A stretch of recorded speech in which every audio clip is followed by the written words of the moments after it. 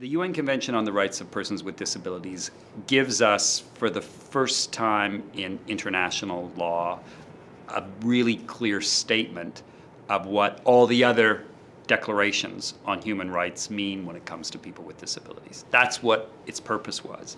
The unique thing about it, and I think the most important thing about it, is that it was developed in the most participatory way in terms of it, in comparison to any of the other human rights treaties, which meant that people with disabilities were there for the 4 to 5 years in negotiations. Their representative organizations were there, and there was a willingness on the part and an openness on the part of governments, of states parties, who ultimately had to negotiate and adopt the convention, a willingness to, I think, listen really deeply to the voices of people with disabilities and the movements that were represented there.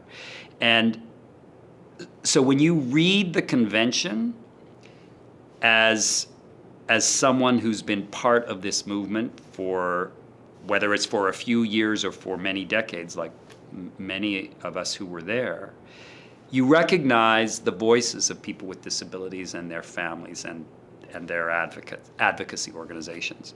So what's so unique about it is that we got the aspirations that we have struggled to articulate incorporated, recognized in international law. I think that's probably the most valuable and important dimension of the convention.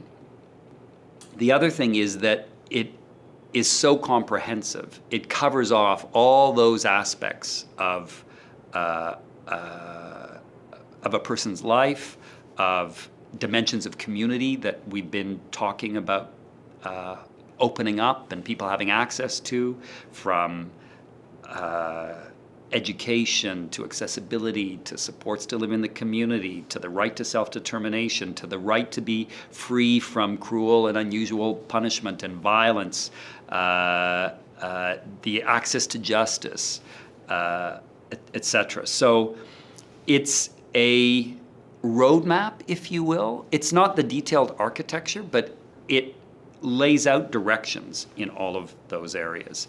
So it's our voice, it's our aspirations across the lifespan, across all those dimensions of community that we've been working to make systemic and structural change around.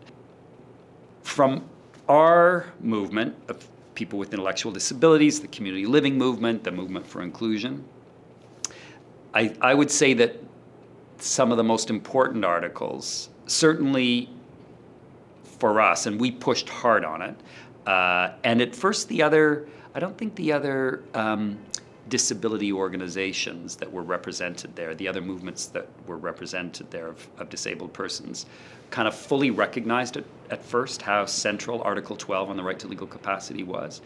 But the more we talked about it, the more proposals we put on the table, the more examples we put on the table, the more it sort of started to kind of settle in that this was going to be a pivotal article for all of us. And as people started to share their experiences in those negotiations, it became clear that it wasn't just people with intellectual disabilities, people with psychosocial disabilities, deaf people in many parts of the world, people with visual impairment, had all faced denials of their right to legal capacity, in part because they experienced others seeing them as non-persons in their communities. So this became a really pivotal article for the convention, and I think expressed something that the other articles, even combined, don't fully get at. It tapped into this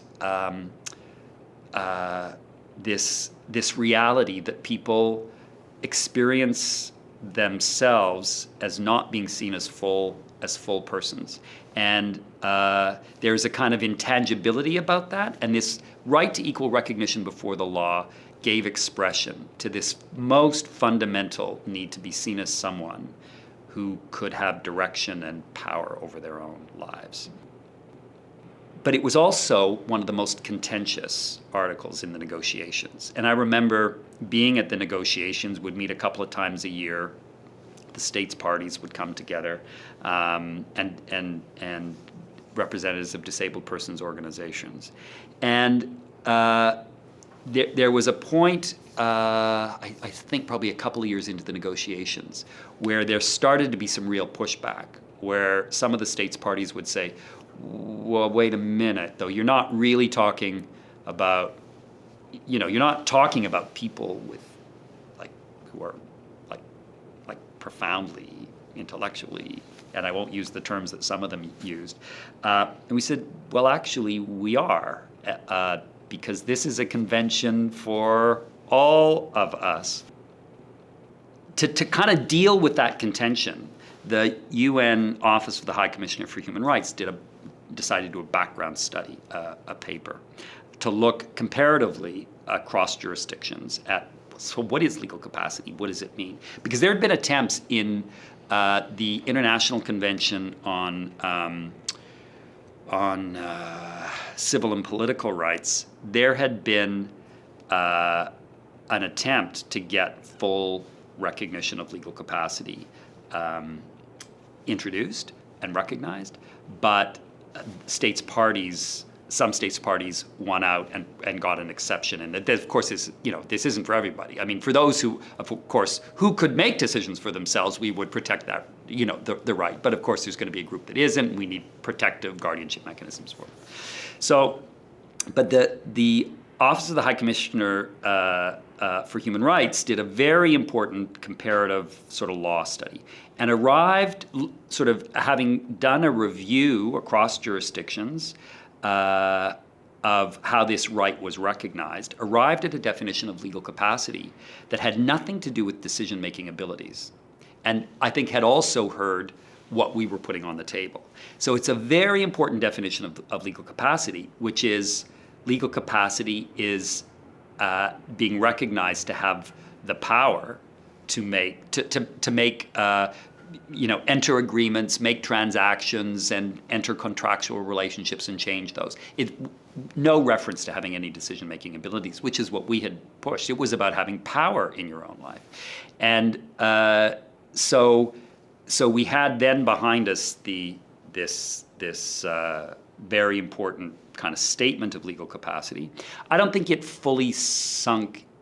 I don't think it fully sunk in, and I think where we got to in the negotiations was different states parties kind of coming to a general enough agreement, and that Article 12 for some states parties, including Canada, the Canadian government representatives, at least of the delegation,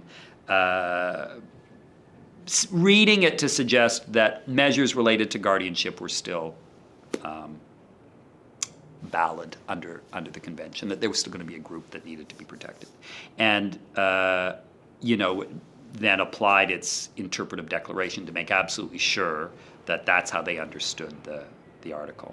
So the Article 12, I think, for our movement is absolutely pivotal, and there were others certainly on the right to education and the right to, which came to be understood as the right to inclusive education, and the obligation of states parties to develop systems of education that were inclusive. The